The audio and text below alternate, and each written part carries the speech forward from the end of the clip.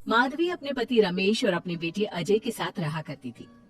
अजय का बचपन से एक ही सपना था कि वो अपनी आगे की पढ़ाई यूएसए में पूरी करे और इसीलिए वो यूएसए पढ़ाई करने के लिए चला जाता है।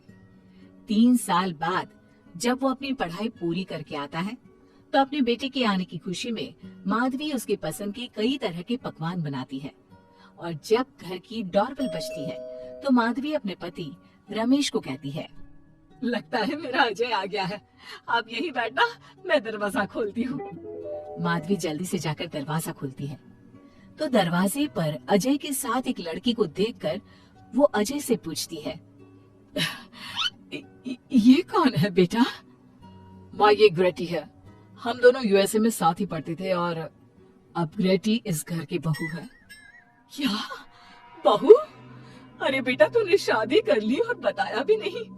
कम से कम अपनी माँ को बता तो देता कि तू अपने साथ इस घर की बहू लेकर आ रहा है। मैं बहू के आने की कुछ तैयारी तो कर लेती। कोई बात नहीं बहू, यहीं रुक, मैं अभी तेरे लिए पूजा की थाल लेकर आती हूँ। मॉम, आप अपनी ये फॉर्मेलिटीज बाद में पूरी कर लेना। I'm so tired right now. आजा डार्लिंग, अपना रूम कहाँ है? कोई बात नहीं बहू, तुम पहले आराम कर लो, तब तक मैं तुम्हारे लिए चाय बना कर लाती हूँ। ग्रेटी अपनी सास की किसी भी बात का कोई जवाब नहीं देती और अपने रूम में जाकर सो जाती है। कुछ देर बाद माधवी अपने बहू बेटे के लिए चाय नाश्ता लेकर उनके कमरे में जाती है, जहाँ ग्रेटी अपनी सास से कहती है, अजय, अजय। क्या हुआ ग्रेटी? अपनी मॉम को बोलो कि अब ये जब भी हमारे कमरे में आए तो नॉक करके आए। आपसे मैं ऐसा ही करूंगी बहू। वो तो आज ही तुम दोनों आए हो तो मुझे लगा थक गए होंगे, इसलिए जल्दी जल्दी मैं ऐसे ही चाय नाश्ता लेकर आ गई। वो क्या है ना, अजय जब भी बाहर से आता है तो आते ही चाय मांगता है, बस इसीलिए मैं ना ये चाय यहाँ रख देती हूँ, पी लेना, अदरक वाली चाय है। ये बोलकर माधवी वहाँ से जाने लगती है। तभी ग्रेटी अपनी सास से कहती है, जाते हुए अपनी साथ अपनी ये चाय भी ले जाओ, क्योंकि अजय अब चाय नहीं पीता। हाँ माँ, जब से मैं यूएसए गया हूँ तब से मैंने चाय पीनी छोड़ दी है। अब एक काम करो, हम दोनों के लिए कॉफी ले आओ, मैं सच में बहुत ज्यादा थक गई हूँ। अरे ठीक है, ला देती हूँ। अच्छा बेटा, तुम्हारे मम्मी पापा इंडियन है या फिर वही अंग्रेजी? मेरे मम्मी पापा इंडियन हैं, पर मैं शुरू से यूएसए में रही हूँ, इसलिए मैं खुद को अंग्रेजी मानती हूँ। वैसे अब जल्दी से जाकर मेरे लिए कॉफी लेकर आओ और मेरे बारे में इतना ज्यादा इंक्वायरी करने का जरूरत नहीं है। अरे हाँ हाँ, अभी लाती हूँ। वैसे बहू, मैं तुम्हें ना इंडिया के सारे तौर तरीके सिखा दूंगी।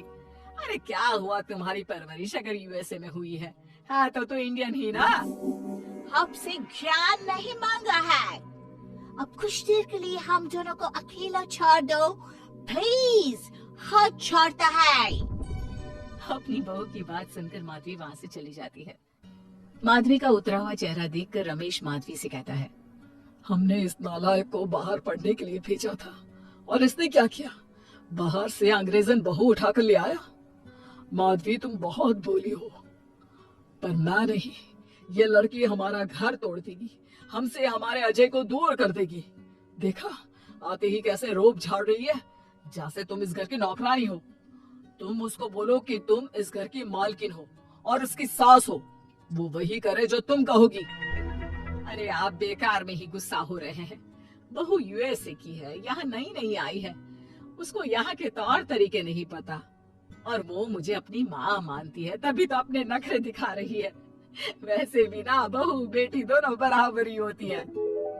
माधवी, कौन सी बेटी अपनी माँ से ऐसे बात करती है जैसे तुम्हारी बहू कर रही है? मैं बस तुम्हारे कहने पर चुप हूँ, वरना मैं अपने बहू बेटों को आज ही घर से निकाल देता। ये कहकर रमेश वहाँ से चला जाता है। ऐसे ही कुछ दिन बीत जाते हैं और ग्रेटी अपनी बेचारी भूली भाली सास पर अत्याचार करती रहती है। ग्रेटी अपना सारा काम अपनी सास से करवाती और उसी को भला बुरा सुनाती।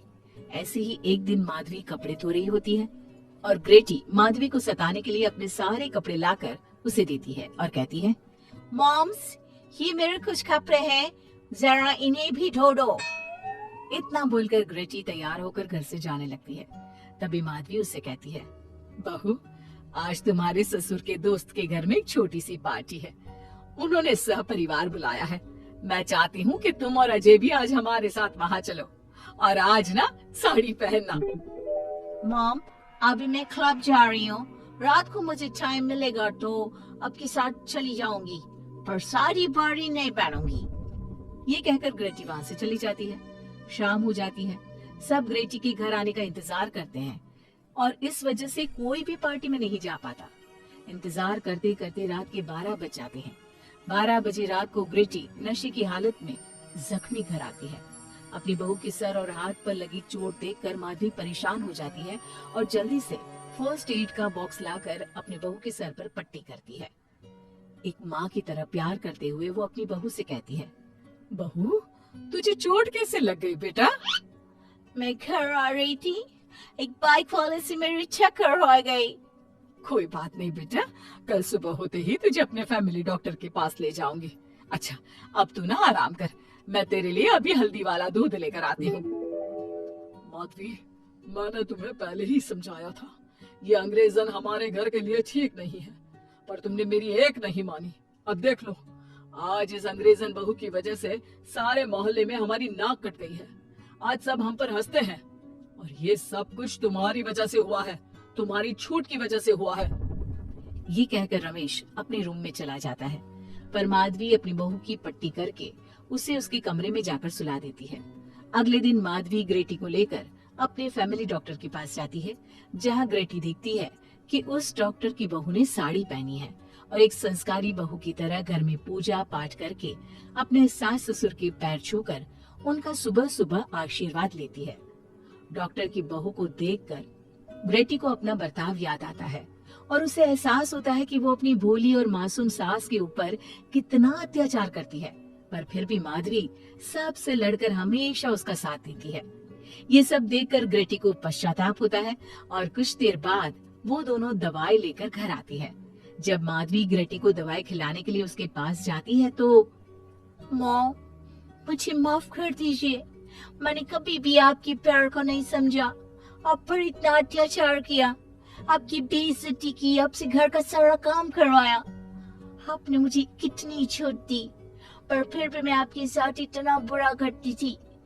और आज जब मैं नशे की हालत में चोट खाकर घर आई तो भी आपने मुझसे कोई सवाल नहीं किया, उल्टा आपने मेरा साथ दिया, मेरी सेवा की। और जब मैंने डॉक्टर की बहू को देखा घर का काम करते हुए, अपने सास ससुर की सेवा करते हुए, तब जाकर मुझे एहसास हुआ कि मैं कितनी रॉन्ग थी। लेकिन जिन्हा कर भी एक बहू के कर्तव्य से दूर रही और आपके ऊपर अपनी अंग्रेजी का रौब झाड़ती रही।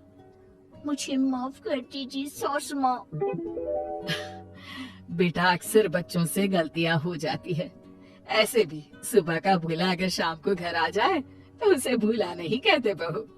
और मुझे बहुत अच्छा लग रहा है ये देखकर कि मेरी अंग्रेजन बहू कितनी समझदार हो गई है। जिसके बाद माधवी और ग्रेटी एक दूसरे को गले लगा लेती है और उसके बाद से ग्रेटी एक संस्कारी बहू की तरह रहती है और अपनी सास को किसी भी शिकायत का मौका नहीं देती। अपने सास ससुर की बहुत अच्छे से दिल से सेवा करती है।